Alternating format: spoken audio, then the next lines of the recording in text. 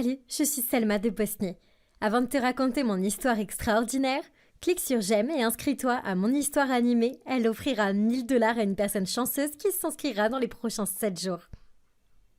Quand j'avais 4 ans, mes parents et moi sommes allés pour Noël dans une petite ville loin de chez nous. Le jour où nous devions rentrer, j'étais tellement excitée à la gare. « Maman, regarde, notre train est là !»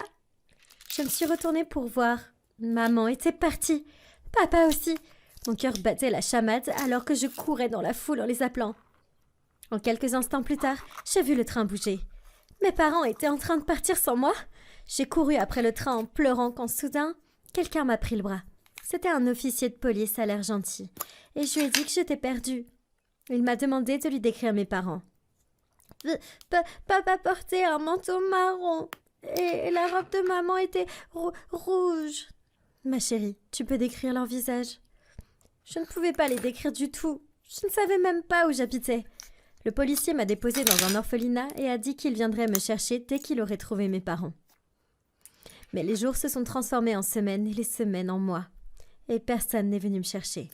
Un jour, on m'a présenté à une nouvelle colocataire. Quand nous étions seuls, la fille a remarqué mon collier sur la table de chevet et m'a demandé ce que c'était.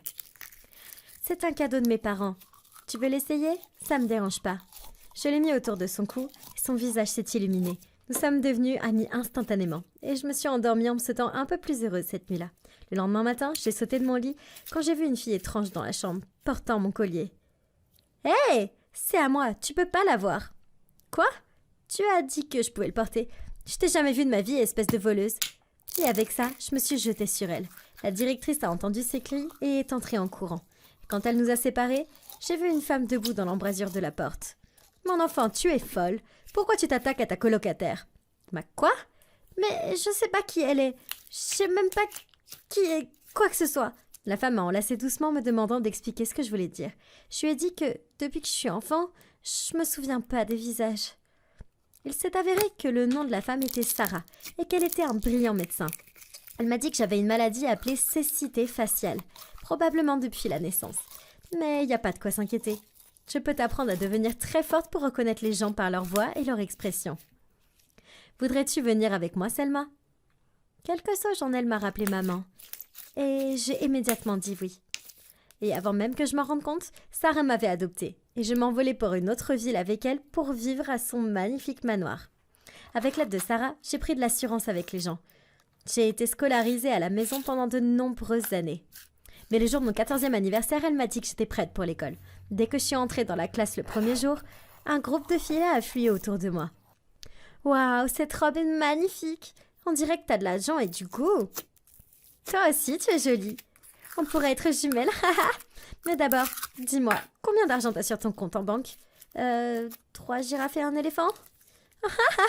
Mon Dieu, t'es aussi drôle, tout comme moi. Je suis Lara, je suis super populaire et tu peux t'asseoir avec moi. » Le lendemain au déjeuner, j'ai vu Lara seule à la cafétéria et je l'ai rejointe. Quelques secondes plus tard, quelqu'un m'a tiré par le bras. Et c'était Lara? Pourquoi t'es assise avec elle? Être amie avec moi n'est pas assez bien pour toi? Oh, Lara, je n'avais pas réalisé. Je pensais que c'était toi. T'as cru que c'était moi? T'as oublié mes magnifiques yeux bleus ou mon coup de cygne? J'ai réussi à la convaincre que je m'étais juste trompée. Mais je devais vraiment être plus prudente. Après ça, je suis restée proche de Lara et de son groupe. Et j'ai attendu qu'il parle en premier. Quelques mois plus tard, le bal d'école de l'hiver approchait et tout le monde était très excité. Un jour, un garçon s'est assis à côté de moi au déjeuner et il m'a dit « Je pensais que nous avions eu un moment l'autre jour dans le couloir. Je m'appelle Ben. Tu veux venir avec moi au bal ?» Je n'avais aucune idée de qui il était, mais j'ai quand même dit oui. Soudain, à ma grande surprise, Lara a jeté son placeau sur le côté en colère et a crié « Espèce de sorcière !» Et elle est partie en courant. « Attends, qu'est-ce qui vient de se passer? Est-ce que Lara a aimé Ben ?» Un peu plus tard, j'ai trouvé une fille qui lui ressemblait sur les gradins, déchirant un bouquet de roses en lambeaux. « Lara, écoute, je ne savais pas que tu aimais Ben. Je vais lui dire non. Ça ne change rien. Tu as déjà dit oui. Alors va avec lui maintenant. Danse, marie-toi, fais des bébés, je m'en fous. » Je me sentais mal. J'ai failli annuler le bal, mais Sarah a dit que si Lara était une bonne amie, il fallait changer d'avis. Au bal, je pouvais sentir les regards admiratifs sur moi alors que je marchais dans le hall. C'est alors que Ben s'est précipité vers moi. Et sans un mot, il m'a embrassée. Waouh, c'était mon tout premier baiser. Et c'était vraiment génial. Sérieusement, Selma, tu dis oui pour embrasser un type au hasard pendant notre rendez-vous et m'humilier publiquement? Non, attends, Ben, c'est une erreur. Comment t'as pu l'embrasser par erreur? Tu embrasses tellement de mecs que tu peux plus les distinguer? Comment je pouvais expliquer ça sans annoncer ma condition? J'ai couru dans le couloir et j'ai trébuché sur ma robe, tombant la tête la première. Personne ne m'a aidé à me relever. Et j'ai cligné des œufs pour cacher mes larmes en courant. J'aurais bien séché l'école le lendemain, mais nous avions un gros examen que je ne pouvais pas manquer. Après l'examen, j'étais chargée de collecter et de remettre les feuilles des réponses au professeur. Quand je me suis dirigée vers le bureau de Madame Galina, je l'ai vue à la porte et j'ai attendu d'attendre sa voix. « Oui, Selma, merci. C'était bien elle. » Je lui ai remis les papiers et je suis allée à la bibliothèque. Mais quelques minutes plus tard, Madame Galina était dans mon dos. « Je vous ai attendu dans mon bureau. Et vous vous détendez ici? Où sont les papiers? »« Quoi? Madame Galina, je vous les ai donnés il y a 10 minutes. Dans votre bureau. » C'est une blague stupide. Vous n'avez rien fait de tel. Juste à ce moment-là, j'ai entendu Lara derrière nous. « Madame Galina, je viens de la voir cacher les copies d'examen dans son casier. » Je pense qu'elle avait l'intention de tricher et de changer les réponses.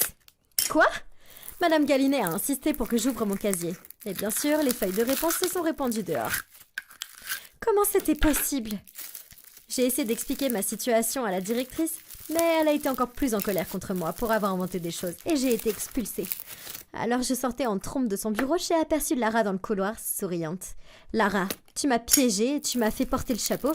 Est-ce que tu es au courant de mon état? » « Ah oui, je le sais depuis un moment maintenant. Votre cuisinier l'a dit à ma femme de ménage, qui me l'a dit. Tu m'as aussi piégée au bal hier soir avec ce garçon? Pourquoi? Juste parce que tu voulais sortir avec ce stupide Ben?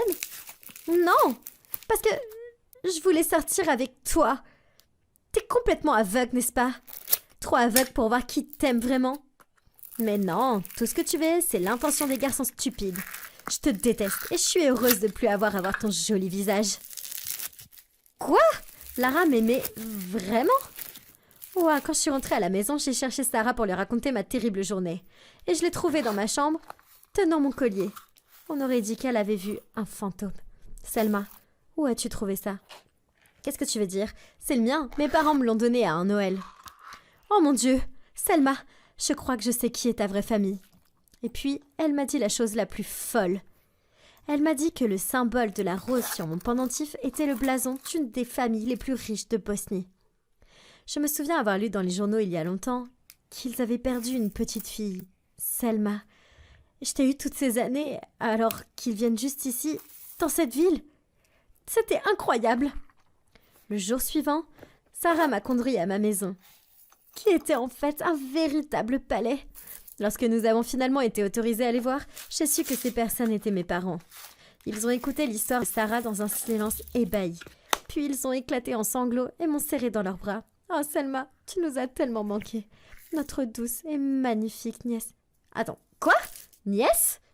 Le couple m'a alors dit que mes propres parents étaient morts dans un accident de voiture peu après ma naissance. Et qu'ils étaient en fait mon oncle et ma tante, mes tuteurs légaux. Nous t'avons élevé comme notre propre fille, jusqu'à ce jour horrible où nous t'avons perdu. Tu nous as manqué tous les jours, chérie. C'était tellement de nouvelles assimilées. J'étais heureuse d'être réunie avec ma famille, mais ça m'a brisé le cœur de voir Sarah partir. Elle m'a embrassée pour me dire au revoir et elle m'a dit qu'elle reviendrait me voir souvent. Ça m'a beaucoup manqué, mais j'ai dû m'habituer à une toute nouvelle vie. Mon oncle et ma tante m'ont gâtée en me couvrant de cadeaux coûteux et en demandant au chef cuisinier de faire toutes les délicatesses inimaginables. J'étais au paradis. Mais ensuite, tout a changé. Ils ont tous les deux pensé qu'avec ma condition, il valait mieux que je sois scolarisée à la maison. Et après ces premiers jours, je ne les voyais presque plus. Ils étaient toujours trop occupés avec leurs propres affaires. Et je me sentais plus seule que jamais. Quelques mois plus tard, ils ont organisé un dîner pour quelques amis. Et dès que je suis entrée dans le hall, j'ai vu une fille qui me semblait bien trop familière. Oh mon Dieu! Tu es leur nièce perdue de vue? Papa, c'est la fille dont je t'ai parlé. La folle qui se souvient pas de son propre visage. On était amies à l'école jusqu'à ce qu'elle soit expulsée. Quoi? Tu as été expulsée de l'école? Oui, pour avoir triché. C'est une telle honte. Vous devriez la faire adopter. J'en ai eu assez. Je me suis approchée de Lara et je lui ai donné une bonne claque sur le visage. Elle a crié et m'a poussée sur la table, directement dans la nourriture. J'ai attrapé une cuisse de poulet et je l'ai jetée sur elle, la frappant en plein dans l'œil. Et j'ai été immédiatement punie. Mais ça en valait vraiment la peine. Plus tard dans la nuit, je suis descendue pour chercher à manger. Et j'ai failli mourir en ouvrant le frigo. La lumière a montré quelqu'un assis sur une chaise. Lara! Oh mon Dieu! Qu'est-ce que tu fais là? Relax, je veux juste parler. Je pense que toi et moi, on est fait pour être ensemble, Selma. C'est le destin. T'es folle! Et je suis pas intéressée par les filles. Et même si je l'étais, je serais pas avec toi, même si t'étais la dernière fille. Soudain, nous avons entendu des pas, et Lara m'a tiré sous la table. C'est alors que l'oncle et la tante sont entrés, parlant à voix basse. Nous devons penser à quelque chose rapidement. Dès que Selma aura 16 ans, tout sera légalement à elle. Cette maison, nos voitures, notre argent, nous serons à la merci d'une adolescente stupide. Je suppose que nous allons devoir la laisser dans une gare à nouveau, mais sur un autre continent cette fois. Peut-être une île très éloignée. Alors qu'il riait et s'éloignait, j'étais figée et en état de choc. Il m'avait laissée à la gare. Exprès? Waouh, c'était fou. Tes proches sont le mal absolu. J'arrive pas à le croire. Ils se sont débarrassés de moi pour l'argent. C'est pour ça que personne n'est jamais venu me chercher. Je vais pas les laisser s'en tirer comme ça. Lara a pris ma main. Et pour la première fois, elle semblait gentille. Écoute, je suis vraiment désolée pour tout ça. Je sais que tu ne peux pas m'aimer comme ça et j'ai été vraiment très stupide de me défouler sur toi. Mais s'il te plaît, laisse-moi t'aider maintenant. Lara m'a donné des appareils auditifs à placer partout dans la maison, en espérant que nous pourrions enregistrer mon oncle et ma tante. Et bien sûr, un jour nous les avons entendus faire des plans de voyage à Tombouctou afin qu'ils puissent me laisser toute seule là-bas. Nous avons soumis la preuve au père de Lara qui était avocat et en un rien de temps, ces deux escrocs étaient en prison. Je suis devenue la propriétaire légitime de tout ce que mes parents m'avaient laissé. Et la première chose que